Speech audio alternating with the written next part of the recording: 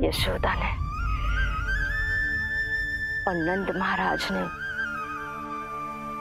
बहुत प्रार्थनाएं की है प्रभु से। प्रभु के आशीर्वाद से ही तो गोकुल को मिला है ये। प्रभु इसे कुछ होने दे सकते हैं क्या? पर राक्षसी इसे अपने साथ लेकर गई थी, तो इसकी शुद्धि करनी पड़ेगी। शुद्धि? और राक्षसी के तन को अग्नि में डालना होगा। आत्मा कितना भी बुरा कर्म क्यों ना कर ले, परमात्मा यही चाहते हैं कि हम अपना कर्तव्य निभाएं। जो तन त्याग चुके हैं उनका अंतिम संस्कार करना जीवित व्यक्तियों का ही कर्तव्य है। बहन योगमाया, एक बार फिर से बचा लिया तुमने।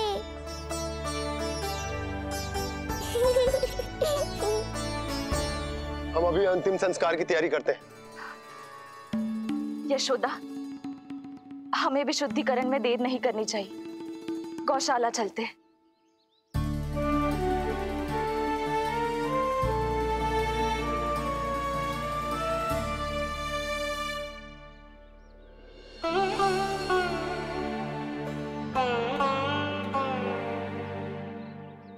इसका तन बहुत विशाल है, इसके शरीर को खंडित करना होगा, अनेक चिताएं जलानी होगी। आओ सब मिलकर हाथ लगाओ।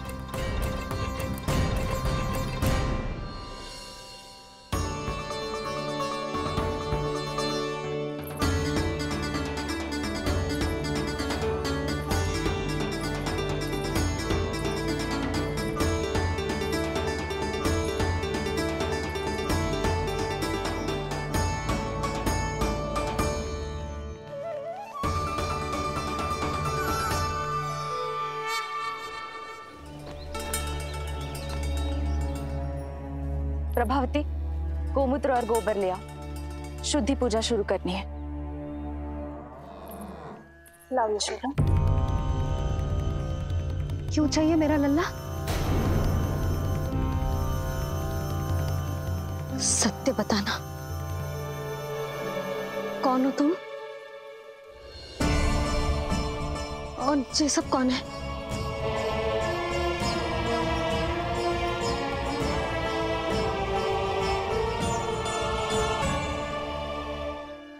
यशोदा, मैं रोहिणी जिज्जी और ये सब गोपियां तुम्हारी सखियां।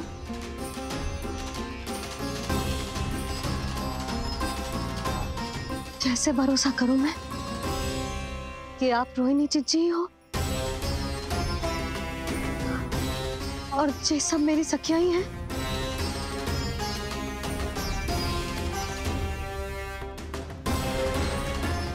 कैसे भरोसा करूं कि आप जो दिख रही हो सत्य में वो ही हो, कोई और ना हो?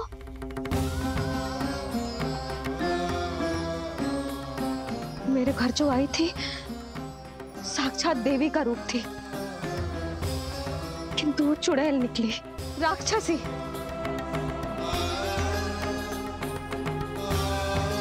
बस अब मुझे किसी पर भरोसा ना करना है।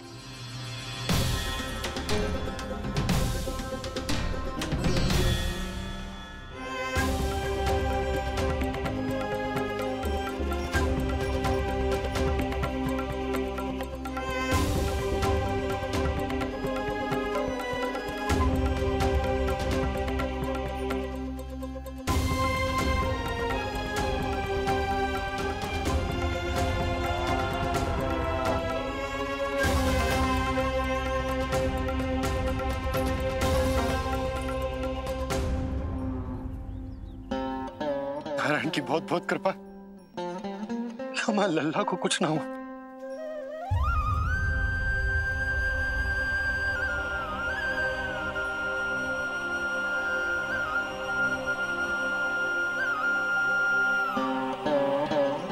यशोदा, शुद्धि करना आवश्यक है। के लिए अपनों पर भरोसा करना ही पड़ेगा। आपको पता भी है यहाँ क्या हुआ है ना, इसीलिए आप तो मत ही बोलो कि मुझे किस पर भरोसा करना है और किस पर ना।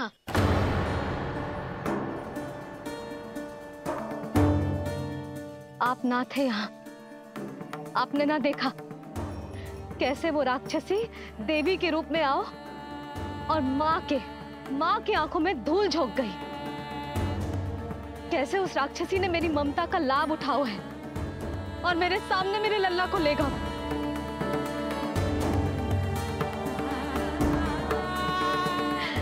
ये सब आपने ना देखा क्योंकि आप यहाँ थे ही ना।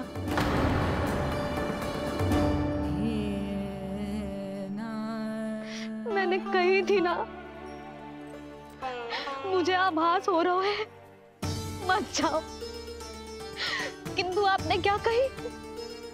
चिंता ना करो जसोदा, अब देखो क्या होगा। उस नरभक्षी, उस राक्षसी ने मेरे लल्ला।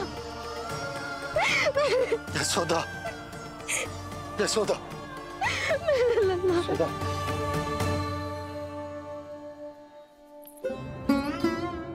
यशोदा, नारायण की कृपा से कुछ नहीं हुआ है तुम्हारे लल्ला को। समझने का प्रयास करो।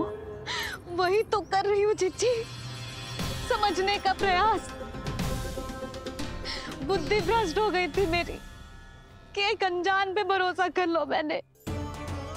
एक माँ होके भी मैं सत्य ना देख पाई, किंतु आप, तुम सब स्वयं को सखिया बताती हो ना मेरी, तुम सबने भी ना देखी, एक बार भी मुझे सचेत ना किया उस राक्षसी के बारे में। यदि कुछ हो जाता मेरे लल्ला को तो कहाँ जाती, क्या करती, किसको दोष देती?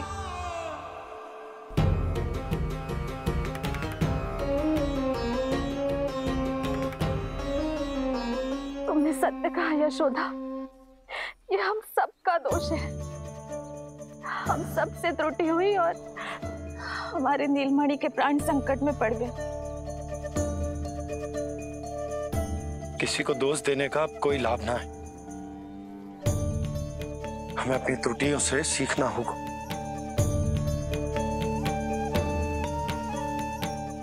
एक भूल हम पहले ही कर चुके, शुद्धि ना करके दूसरी भूल ना करेंगे यशोदा। हाँ यशोदा, उस राक्षसी ने हमारे नीलमणि को विष पिलाने का प्रयास किया था। नारायण की कृपा से अब हमारा लल्ला ठीक है, किंतु उसके स्वास्थ्य के लिए शुद्धि पूजा करनी ही होगी। घबराओ मत मैया, अब सुरक्षित हूँ मैं। आते दो।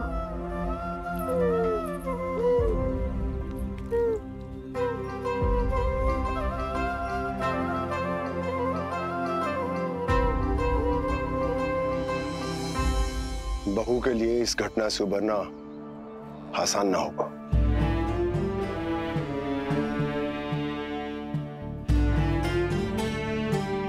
और गोकुलवासी भी इस दुस्वप्न को शीघ्र भुला नहीं पाएंगे। बहुत भयभीत है वो। सामान्य मनुष्य के लिए राक्षसों से रक्षा संभव न है, पर प्रभु ने कर दी। अब साहस भी वही देंगे। चिंता मत करो बाबा, पूतना स्वयं सबका भय दूर करने में सहायता करेगी।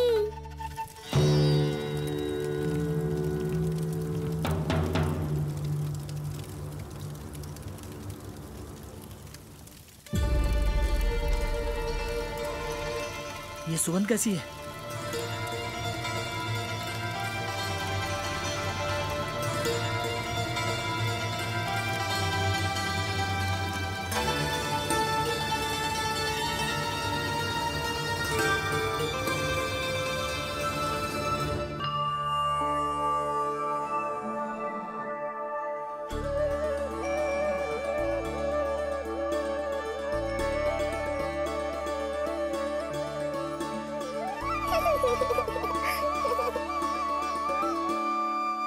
ये सुगंध कहां से आ रही है?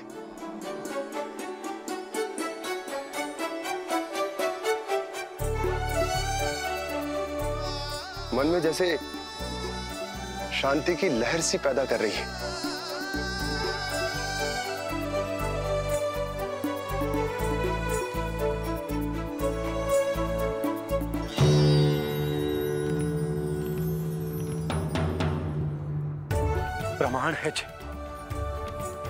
प्रमाण है कि श्री हरि नारायण ने ही हमें संकट से बचाए हो। उनसे परम गति पाकर ही कोई इतना पवित्र हो सकता है कि उसकी चिता से भी सुगंध आए।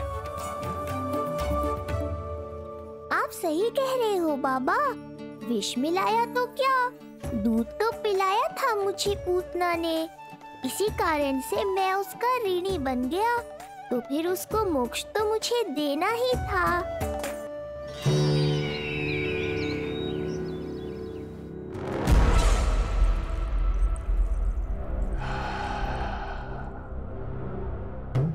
ये कोई साधारण सुगंध नहीं,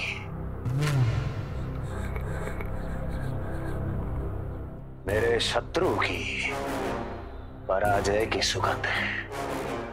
उस पराजय से सुनिश्चित मेरी दीर्घायु की सुगंध है ये। उस संदेश की सुगंध है कि पूतना ने अपना कार्य संपन्न किया।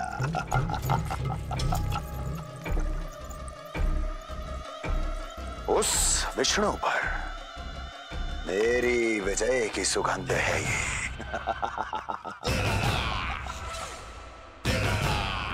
क्षमा चाहती हूँ महाराज, आप मुझे देख रहे हैं पर मैं आपको देख रही हूँ।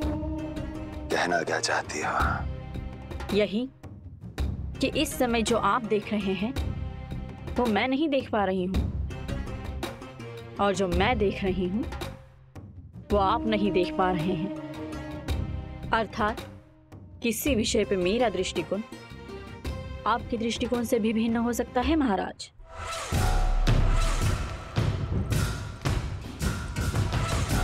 पहेलियां बुझाना बंद करो, सीधा सीधा कहो, क्या चल रहा है तुम्हारे मन में? जब तक मैं अपने नेत्रों से प्रमाण नहीं देखूंगी तब तक मैं नहीं मानूंगी कि ये सुगंध आपके विजय की है या पराजय की। प्रमाण के लिए तुम्हें अधिक प्रतीक्षा नहीं करनी पड़ेगी अस्ति।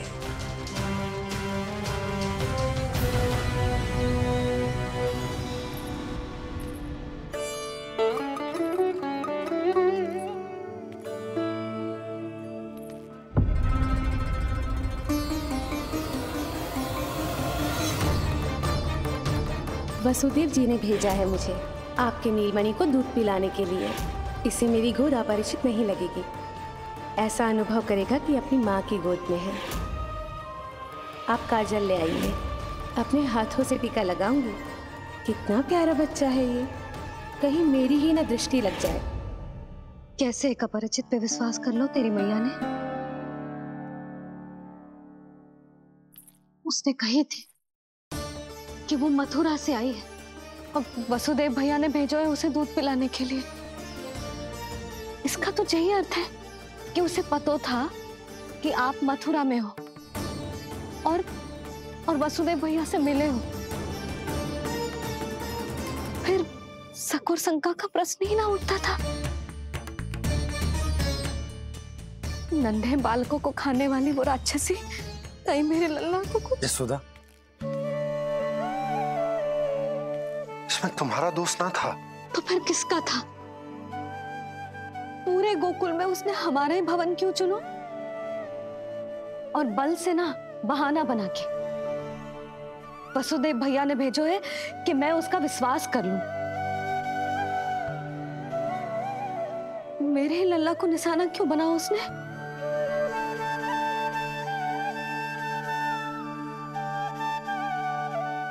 कंस क्रोध में अपना मानसिक संतुलन खो बैठा है।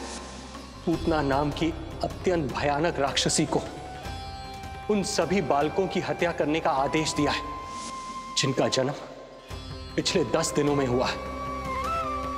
बोलिए, मेरे लल्ला ने क्या बिगाड़ो था उसका? हाँ, क्या शत्रुता थी उसकी मेरे लल्ला से? वसुदेव भैया और देवकी भाभी ने जो कही थी वो मुझे यशोदा को बताना चाहिए कि ना?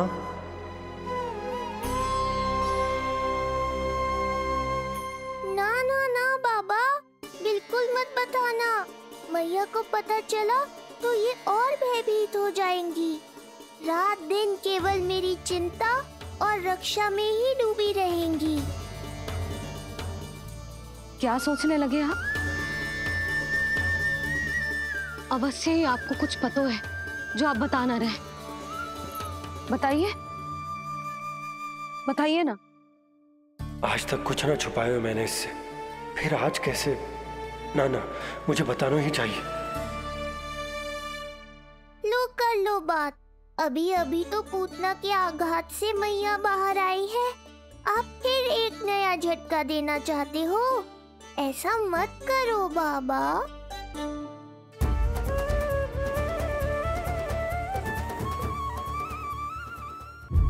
बताओ।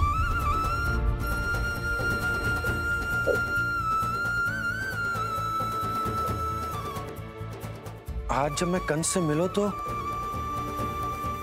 उसने अच्छे से मेरा स्वागत करो। अब मुझे ही कुछ करना पड़ेगा।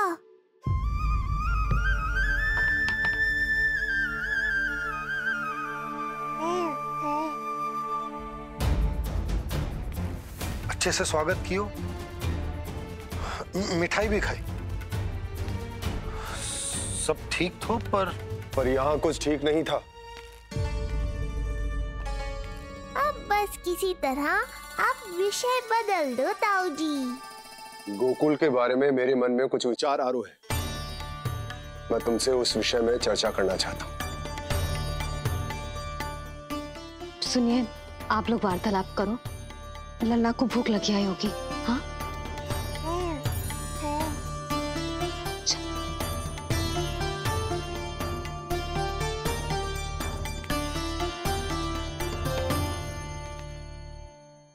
पता नहीं क्यों, पर ऐसा लगता है कि छोटी छोटी आटों पर कि कोई है अब भी हमारे आसपास। कोई है जो हमारे इस नंद भवन पे अपनी बुरी दृष्टि अभी भी गड़ाए हुए है। संकट अभी समाप्त ना हुआ है भैया। अब तक तो उसे पता चल गया होगा कि पूतना सफल रही। किसे? कंस को। पूतना शुभ समाचार लाती ही होगी। महाराज की जय हो।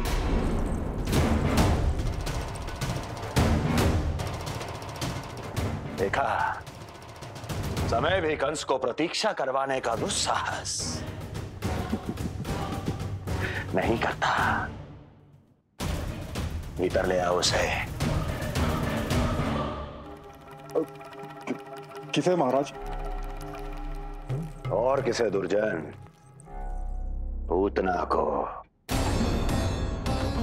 क्षमा कीजिएगा महाराज, किंतु वो नहीं रही।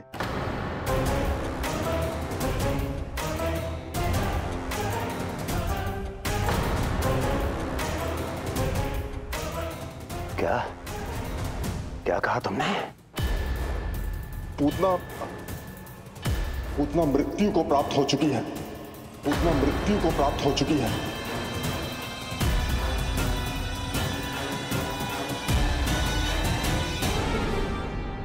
पूतना की मृत्यु के समाचार सुनकर कंस क्रोध की अग्नि में जल उठेगा। नन्हे मासूम बालकों की हत्या करने के लिए पूतना को कंस ने भेजेगा। इतना निर्दय, इतना स्वार्थी भी कोई हो सके? कंस की क्रूरता की कोई सीमा ना है भैया। इसलिए मुझे तो भय लग रहा है कि पता नहीं कंस आगे क्या करेगा।